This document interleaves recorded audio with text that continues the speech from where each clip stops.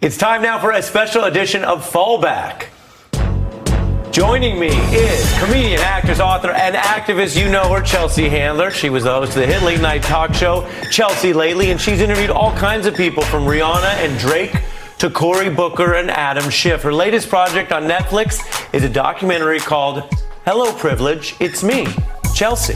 We're also joined by NBC Chief White House Correspondent Hallie Jackson. You know her for her standout reporting on the Ted Cruz and Donald Trump campaigns across 2016. She also, of course, hosts her own show right here on MSNBC weekdays at 10 a.m. Eastern.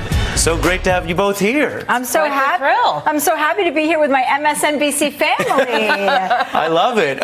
Who needs to fall back? So there's this new survey out looking at the sad state of American work affairs that says a ton of people, half of people cry at work and have cried at work. And 44% of CFOs say that's okay if you cry at work. So you know who I'm telling to fall back?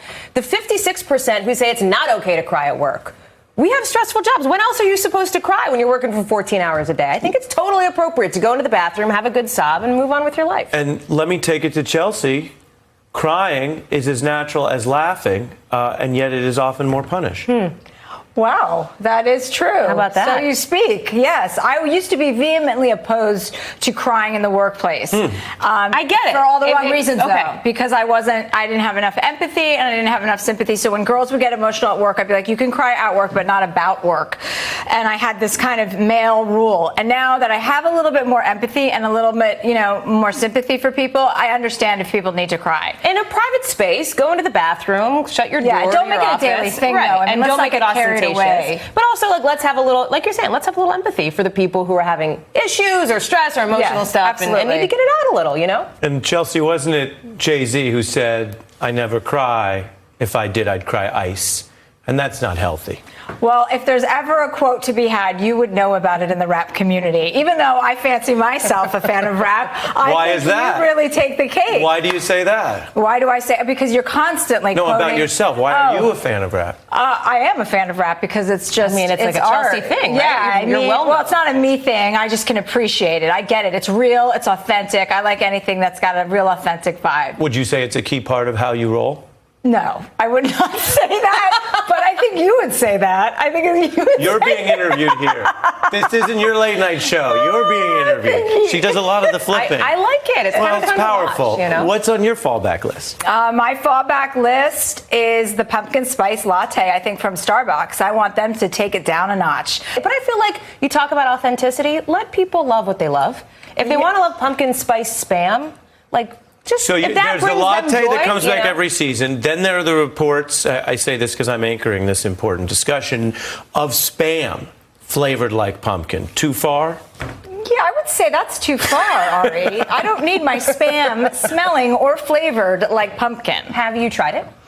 I know that when I walked into a Starbucks during the season, and I've been alarmed by the scent. It's a very powerful scent, pumpkin, and I want maybe for a week or two in October over Halloween is reasonable, but to extend it in the way that they've done. Can I share something personal on my beverage list? I'm really into the gingerbread latte. I think it is underappreciated in the holiday season. It has a real sweet kind of nutty afternotes, and I like it more than the pumpkin spice. Can I ask a question? Do you also think that falls under the basic beverage category? I have never subscribed to the idea that your tastes, whatever they be, make you more or less interesting. In fact, it's a founding principle of hipsterism, which I'm against, that your own aesthetic tastes make you interesting because you like a band that's lesser known, that makes you cooler. I've never followed that. I love Starbucks. I'm from Seattle, and I love the gingerbread latte. And you know what's cool? Do you also love John Mayer? You're the one laughing, not me. I said it seriously. Do you do that at your shows? Do you say to the audience, "You're the one laughing"? Yeah, I do that. I like to point my finger at my audience. And go, you. No, only here with you, Ari. I have nothing to add to this conversation except for I'm really enjoying the playback between the two of you here. The playback? Yeah. Ooh. I feel like this is fun. Before we lose Hallie, what do you want to know from her, given that you follow the news, but you're into comedy, but you're also fighting activist fights? I want to say that Hallie is one of my favorite faces on television. My God, yes, thank you. Yes, you're like a very comforting personality on the news. Every morning in my gym, I watch you, and I'm glad to finally meet you. Now who's crying? No one. No one. one's crying. No one yet, but it would be okay. Correct. If someone. If we wanted to cry, were. well, then, do you want to cry? I can't cry on demand. Do you know what I mean? Can you? It's got to build within me. I can't cry on demand, but it's not that hard to make me cry. Okay. Like, what would make you cry? I can't get into that, but feelings usually. Is it a Lizzo song? We've all shed a tear at Lizzo. I mean, a good tear. You know what I a mean? happy Right, tear. a happy tear. My old friend Hallie Jackson and my new friend Chelsea Handler. Thanks for coming on Fallback. Thank you. What a thrill. Shabbat shalom. Shabbat shalom. Hey, I'm Ari Melber from MSNBC. You can see more of our videos right here, or better yet, subscribe to our YouTube channel below. You could have been anywhere in the world, but you're here with us, and we appreciate that.